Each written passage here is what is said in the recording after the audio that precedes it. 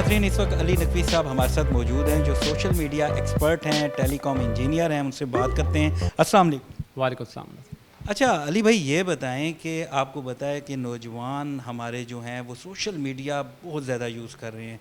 TikTok है, फिर games हैं, तो कितने पॉजिटिव और कितना नेगेटिव इनके इस्तेमाल से क्या क्या असरात हो रहे हैं?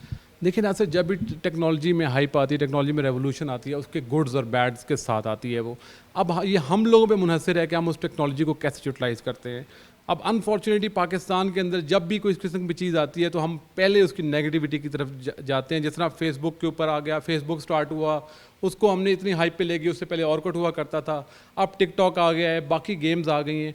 सो हमें हमारे नौजवान जो है वो एक चीज़ के पीछे पड़े तो फिर उसके डेप्थ में जाते हैं, उसको जुनून की हद तक अपने ऊपर सवार कर लेते हैं, तो यकीनन उसके नुकसानात होंगे। अब आप देखें कि फेसबुक का बेजा इस्तेमाल टीनेजर्स के अंदर, उसके बाद एक टर्मिनोलॉजी है सेल्फ़ी, हम सब उससे वाकिफ़ हैं, वो इस हद तक चले जाना कि आप ट्रेन के साथ ले रहे हैं, आप जंगली जानवरों के साथ पिक्चर्स बना रहे हैं, आप जुनून की हद तक कंपैरेटिव इन्वायरमेंट क्रिएट हो गया, जिसके नुकसानात तो बहरहाल सोसाइटी में नज़र आ रहे हैं।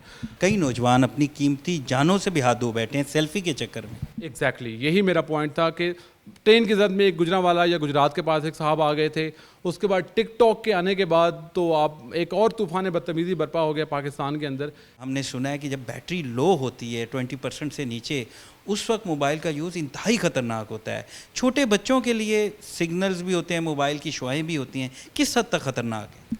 नासिर, ये बहुत अहम सवाल है जिसमें हमारे माशरे में इसके बारे में इल्म बहुत कम है। मैं स्टार्ट लेता हूँ कि आप अगर कोई ख़ातून जो अपनी बच्चे के पैदाइश के करीब होती है तो हमारे बड़े बूढ़े उसको मना करते हैं कि तुम एक्सरे से बचो, शुआओं से बचो।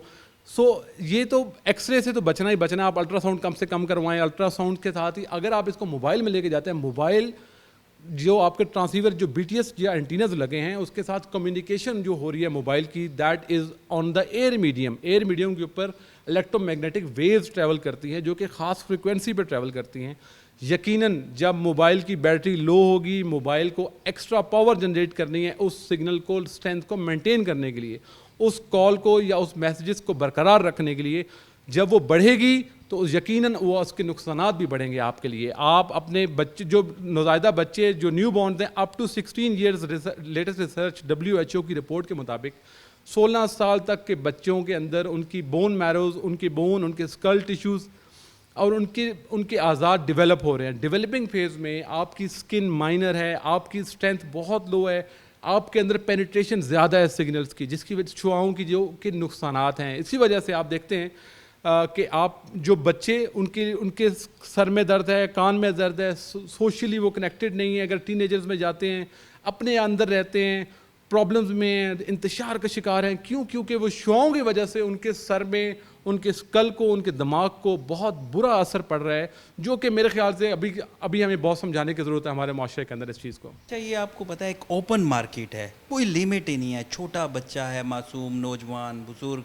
कोई चाहे साइट खोल ले, कुछ भी देख ले, कुछ भी सर्च कर ले। तो कैसे कोई हल ऐसा हो सकता है कि कोई एक लाइन हो कि एक बच्चा इससे आगे ना जाए, इसको सर्च ना कर सके?